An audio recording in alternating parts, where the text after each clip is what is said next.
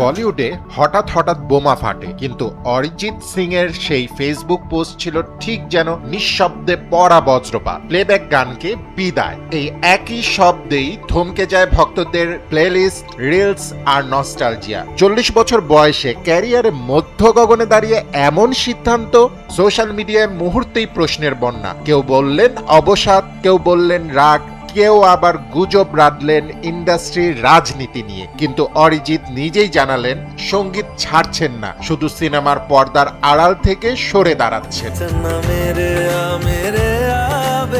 প্রথমেই বলতে হবে, প্লেব্যাক গানই তো তাকে বানিয়েছে অরিজিৎ সিং, এই ভাবনাটাই ভুল। ঘনিষ্ঠজনরা বলছেন এই সিদ্ধান্ত বহুদিনের। পরিচালক অনুরাগ বসুর ভাষায়, বিশ্ব অবাক হতে পারে, আমি নই। বরফি, জগ্গা জাসু, লুডো এই ছবিগুলোর নেপথ্যে অরিজিতের শুধু কণ্ঠই নয়, ছিল চোখ, আর তা ক্যামেরার চোখ। শোনা যায় বরফি বানানোর সময় তিনি সহকারী পরিচালক হতে চেয়েছিলেন। গান নয় গল্প, সুর নয় দৃশ্য।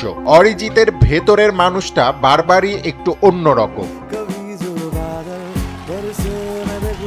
এবার সেই মানুষটাই সামনে আসছেন পরিচালক হিসেবে। গণমাধ্যমের তথ্য অনুযায়ী অরিজিৎ সিং ইতিমধ্যেই নিজের প্রথম হিন্দি ছবির শুটিং শুরু করেছেন। জঙ্গল অ্যাডভেঞ্চার ঘরানার এই ছবিতে মুখ্য চরিত্রের আছেন নওয়াজুদ্দিন সিদ্দিকী, আর লোকেশন শান্তিনিকেতন। চিত্রনাট্য লিখেছেন অরিজিৎ ও তার স্ত্রী কোয়েল সিং। বলিউডের ব্যস্ততা ছেড়ে বাংলার মাটিতে দাঁড়িয়েই সিনেমা বানানো, এটাও অরিজিতের স্টাইল স্টেটমেন্ট।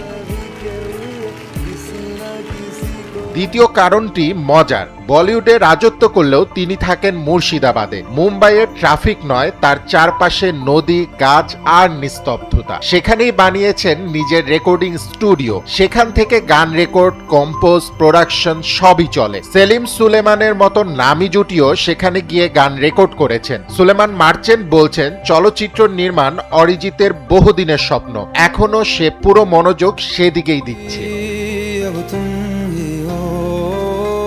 এই স্বপ্নের পেছনে আছে সত্যজিৎ রায়ের প্রভাব, আছে গুরু রাজেন্দ্র প্রসাদ হাজারির জীবন নিয়ে করা তার বাংলা ছবি, আছে স্কুলের খেলার ইচ্ছা, শিশুদের সঙ্গে সময় কাটানোর বাসনা। অরিজিৎ শুধু গায়ক নন, তিনি একজন ভাবুক। স্থানীয়ভাবে দরিদ্রদের পাশে দাঁড়ানো, নিবৃতে সাহায্য করা, এসব তার জীবনের নিয়মিত অধ্যায়। ক্যামেরার আলো নয়, মানুষই তার আসল ফোকাস। 2005 সালে ফেম গুরুকুলে বাদ পড়া সেই ছেলেটির কথা মনে আছে? জাভেদ আখতার বলেছিলেন, তোমার ক্ষতি কম, শোয়ের ক্ষতি বেশি। তারপর ফির মোহাব্বত, তুম হি হো, চান্না মেরেয়া, ক্যাসারিয়া, একটার পর একটা হিট। 2 জাতীয় পুরস্কার, art Filmfare, Padma Shri. Playback গান তাকে যা দেয়ার ছিল দিয়ে ফেলেছে।